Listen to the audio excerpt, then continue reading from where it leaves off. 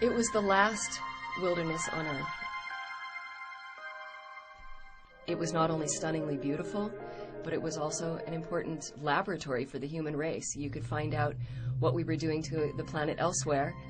You needed that pristine environment to be able to really get a take on what was happening to our planet as a whole.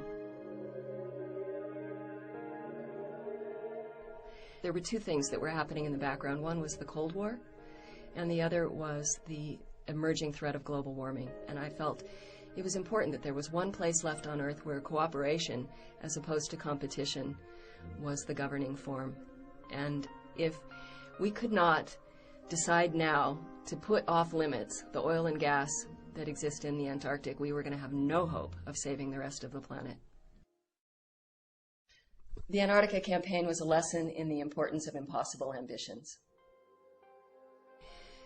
The governments that were negotiating this treaty had just finished negotiating the Law of the Sea Treaty. They knew each other, the negotiators knew each other. It was a pretty tight club, and they were pretty sure they were going to do this next treaty. There were some non-governmental organizations that collectively said the notion of establishing a world park in the Antarctic was completely unrealistic, and that it was not going to ever happen. It's a combination of public support, giving politicians a mandate to do the right thing, to show that they will be congratulated if they do the right thing, they will be heroes. But at the same time, this campaign had a lot of support behind the scenes at a high level. Heads of state were being called by colleagues, former heads of state, other high-level people, and saying, come on, what are you doing? It was also the hard work of a huge number of people who spent time. You know, we weren't allowed into those treaty meetings. We had to hang around coffee breaks and pigeonhole people as they came out and say, hey, we're still here. We had demonstrations where penguins were all over the city where they would be watching the governments as they came in and out of these meetings.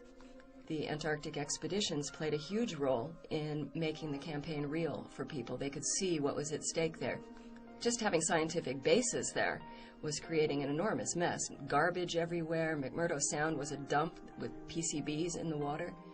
We were able to show people what the impact would be if there were actual industrial development. One of the other most important things I learned about that campaign was to never give up hope. There came a point in time when we thought we'd lost it. The Minerals Treaty was signed. It had been agreed by all of these governments. They were patting themselves on the back for having achieved it. Some even in Greenpeace thought we'd lost the campaign. But there were a number of us who said, no, we needed to persist because it wasn't over until it was over. And as we saw, once the French abandoned it, once the Australians abandoned it, the whole thing fell apart. And all it really took was a couple of countries with the foresight to imagine what no one else had imagined before and just said, let's just do it. Let's just make this happen. And everybody had said it was impossible, and suddenly it became possible. And a year later, we had the Madrid Protocol to the Antarctic Treaty, which established a 50-year moratorium on mining.